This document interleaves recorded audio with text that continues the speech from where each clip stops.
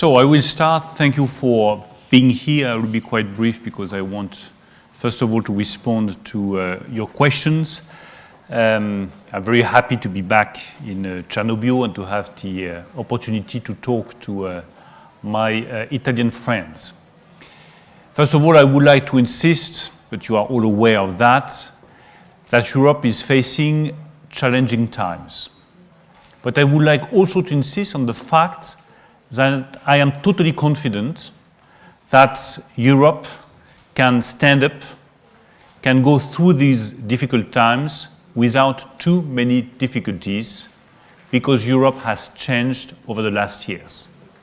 When you are looking back at the decisions we have been able to take facing the COVID-19 crisis, the possibility of supporting our citizens, our private companies, we have been through the COVID-19 crisis without too many economic difficulties, thanks to European cooperation, European coordination, and European solidarity. Now we have to face a new challenge, which is energy. And energy will be the key challenge for all European states and member states over the next month and the next years. So the key question now is how to deal with energy. I think that the first way of dealing with energy is reducing our consumption. And it will be one key challenge for all European citizens, either the households or the private companies, to reduce our energy consumption. The second key point is European solidarity.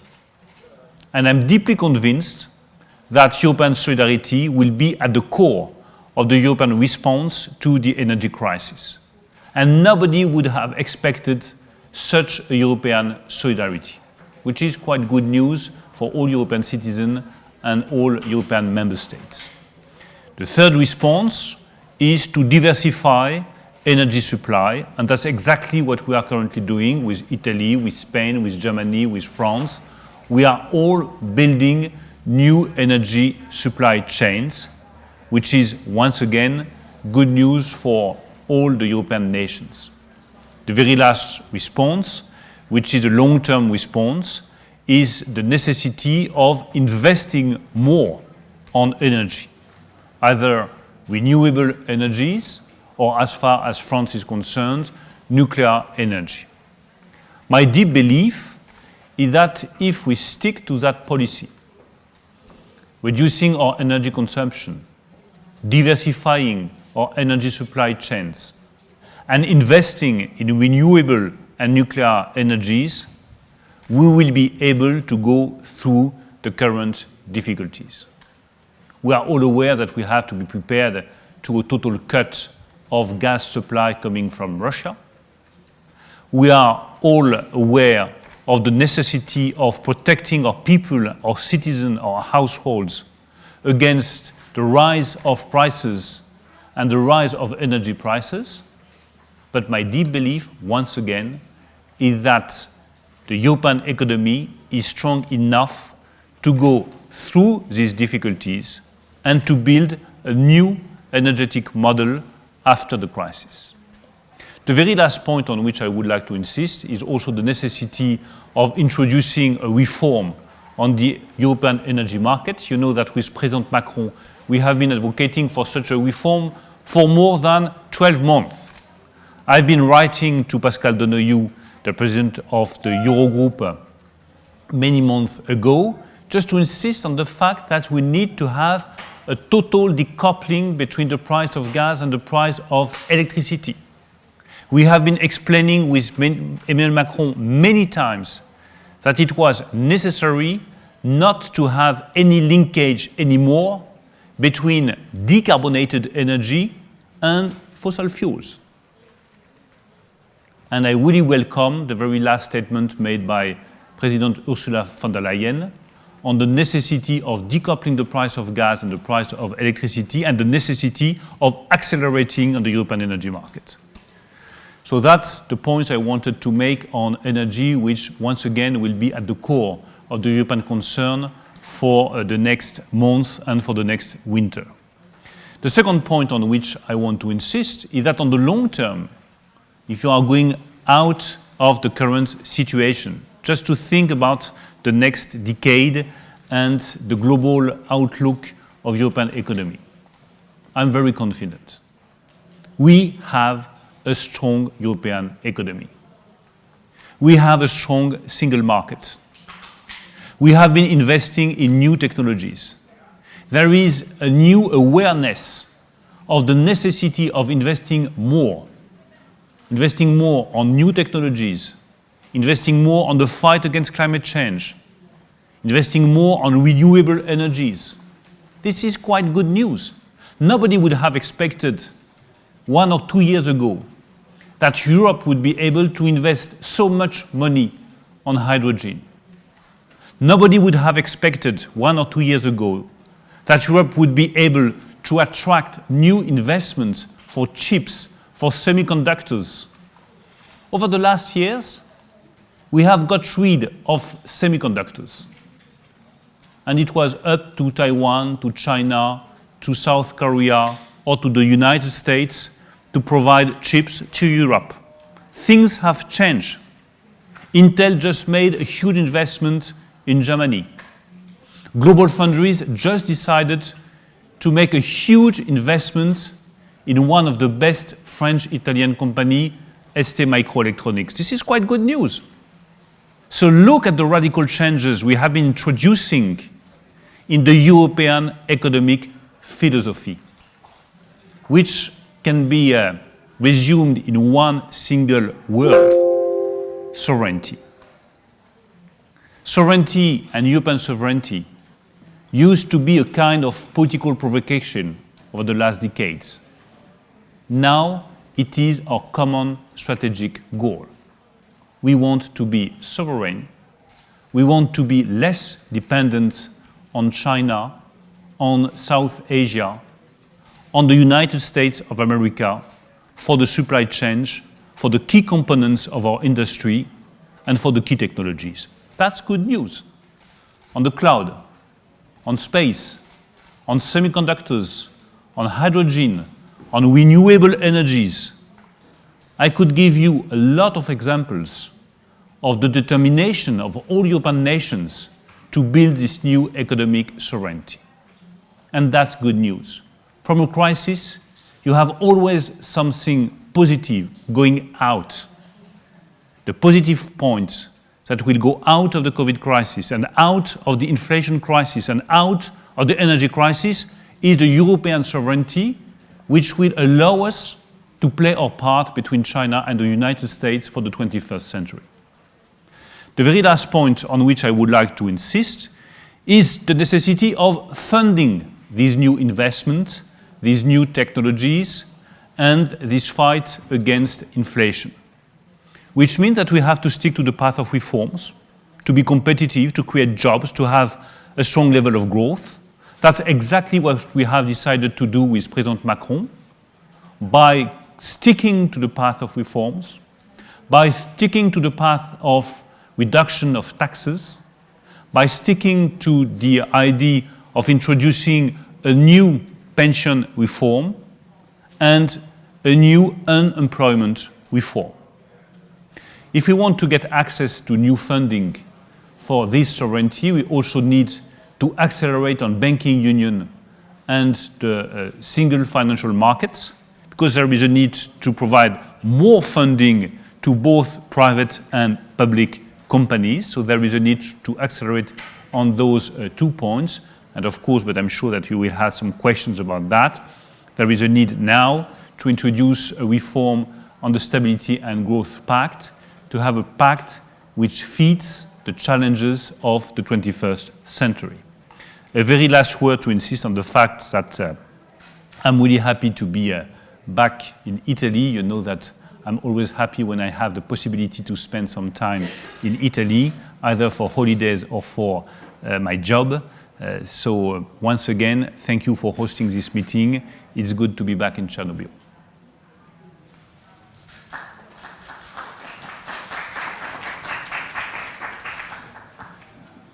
If you have any questions, I stand ready to respond to all your questions.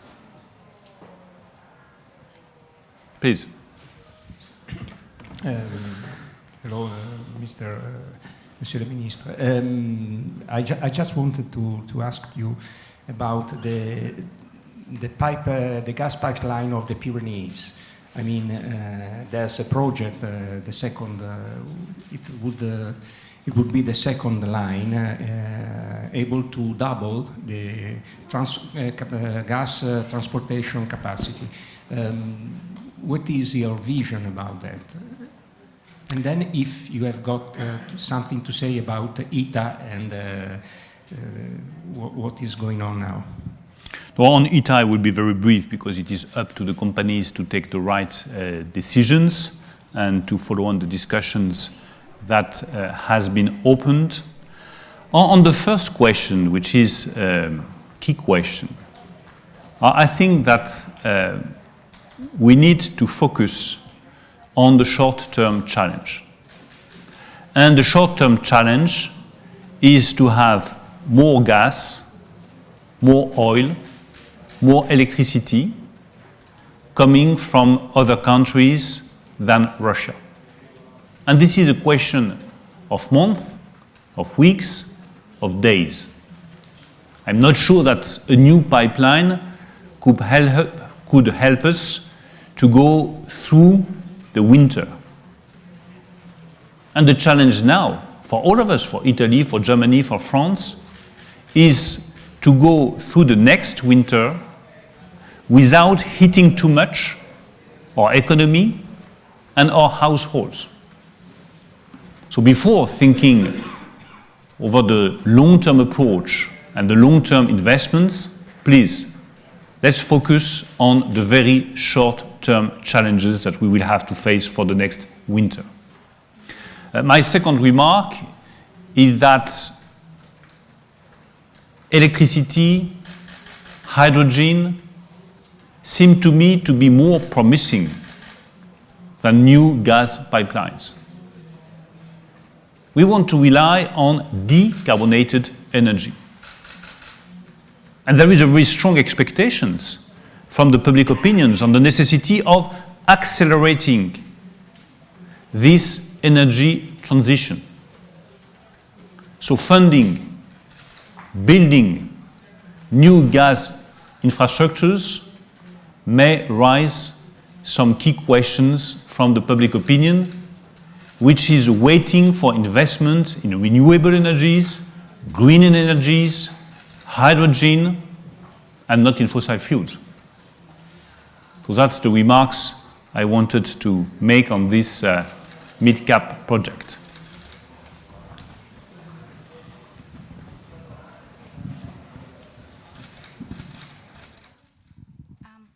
Good morning, Valentina Zar from Reuters. You mentioned the banking union, progress on the banking union, which made me think that there was a research note last week about Société Générale. The analyst thought that when the successor to CEO Oudéa is in place, this may bring back on the cards a cross-border merger. And he mentioned in particular UniCredit because he thought it would be a very good fit. And since UniCredit has a presence in Germany, it will be a bank that is in Italy, France, Germany. So I wanted to ask you, what are your thoughts on such a prospect? How would does the government have any view about such a truly pan-European bank? You know, I have much to do with real current projects. So I don't want to elaborate too much on possible future projects. The key point, once again, for me, is to accelerate on banking union and the single market union. Because the challenge that we all have to face is to invest more in two directions. Defense, because war is back on the European soil, and renewable energies and the fight against climate change, because things are not going in the right direction. And we must do more, and we must act quicker. If we want to be successful in funding those investments, either in defense or on the fight against climate change, we need to accelerate on both banking union and single market union.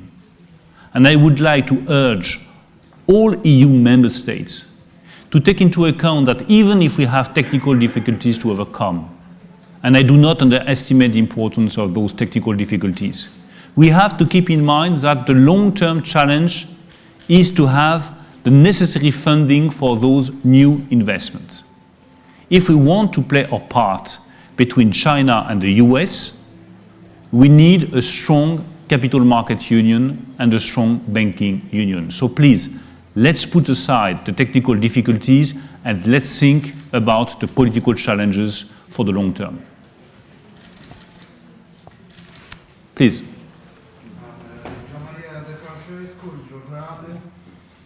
Monsieur le ministre, dans votre entretien d'aujourd'hui avec le Corriere della Sera, vous avez dit que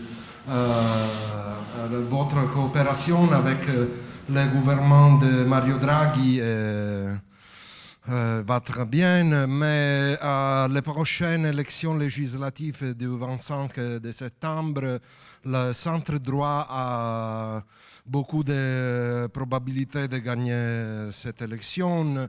Et dans le centre droit, il y a Frères d'Italie qui a critiqué les entreprises françaises pour leur intervention en Italie, spécialement le Crédit Agricole pour sa ultérieure croissance ou pour défendre les assurances générales. Est-ce que vous pensez que cette coopération peut continuer avec un gouvernement de centre-droit? Et la deuxième question, la coopération pour le nucléaire, si le prochain gouvernement italien va rouvrir cette question. Merci. First of all, I won't make any comment on the next Italian elections for one single reason. Italy is a sovereign nation, and I don't have to make any comments on the sovereign choices of the Italian people.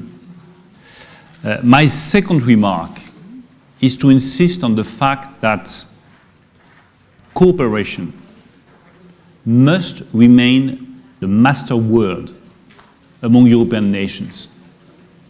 Cooperation on an equal footing. We are all equal nations. And of course, the industrial, the scientific, the technological cooperation between France and Italy must be on an equal footing. And I would like also to emphasize all the benefits that both Italy and France can draw from this cooperation. On the field of semiconductors, do you want to be dependent on South Korea, China, the US, on European suppliers? I really prefer to be dependent on European suppliers, which means that we have to cooperate, France and Italy, to invest more, and that's exactly what we did with the global fundraise investment in ST Microelectronics. On hydrogen, the level of investment is so high that you need to have a very strong cooperation between France, Italy, and of course, Germany. But if you want to meet the commitments that we have taken vis-à-vis our population, no single nation will have the possibility of being totally independent without the support of other nations. If you look at the next winter and the difficulties that we might have to face this winter, we have to rely on European cooperation and European solidarity. Once again, on an equal footing. So I strongly believe that European coordination, European cooperation, and European solidarity is the best response that we can give to the current crisis.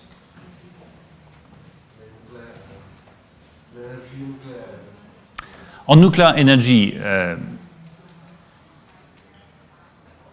the Italian people decided to get rid of the nuclear energy, I think it was in 1986, if I remember well. So that's exactly the same. It's up to the Italian people to decide. But if one day the Italian people decide to come back to the nuclear energy, then you know that we strongly believe in the future of this energy. And on this field, like in many other fields, we stand ready for cooperation.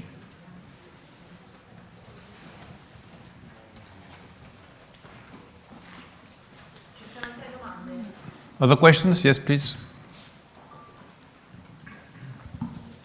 Bonjour, De Gasquet, Les Échos. Vous aviez, en juin 2022, dit que la France avait atteint la cote d'alerte sur les finances publiques. Est-ce que vous êtes toujours inquiet sur le fait qu'une partie de la dette est indexée sur l'inflation? Et est-ce que les incertitudes politiques italiennes peuvent renforcer vos craintes sur ce sujet au niveau européen? Je n'ai pas d'inquiétude liée à la situation italienne, je le dis très clairement. De manière plus générale, je redis que oui, il faut tenir nos engagements en matière de finances publiques et qu'ils seront tenus. Le président de la République a fixé un cap qui est très clair, 3% de déficit public en 2027, une dette qui baisse à partir de 2026, il est indispensable de tenir ce calendrier et de tenir ses engagements. Et quand je reviens à cette question des investissements, le président du Conseil italien, Mario Draghi, avait fait la distinction très pertinente entre les bons investissements et les mauvais investissements, entre la bonne dépense publique et la mauvaise dépense publique.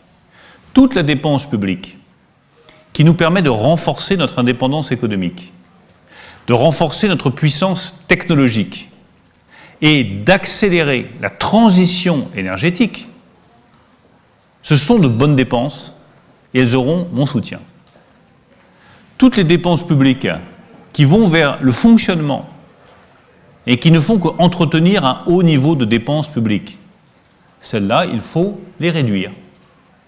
Donc je crois que si on s'en tient à cette ligne de conduite, investir pour la transition climatique, investir pour l'innovation, investir pour l'indépendance technologique, mais réduire la dépense qui ne produit pas de prospérité, qui ne produit pas de richesse, nous pouvons arriver à tenir nos objectifs de réduction des déficits et de réduction de la dette. Je pense que c'est exactement ce qui doit nous guider aussi dans la réforme du pacte de stabilité et de croissance. Nous sommes une monnaie unique. Monnaie unique veut dire règles communes. Donc évidemment qu'il faut des règles communes et qu'il faut que ces règles soient respectées par tous. Mais il faut également tenir compte du fait que nous avons des niveaux de dette qui sont maintenant extrêmement disparates d'un État à l'autre. Vous avez des États membres de la zone euro qui sont à 40% de dette publique et d'autres à 160%. On est obligé de tenir compte de cette réalité. Et la meilleure façon de tenir compte de cette réalité, c'est d'avoir des approches qui tiennent compte de la situation de chaque pays et de nous focaliser sur l'investissement plutôt que sur le fonctionnement. Grazie. Grazie a tutti.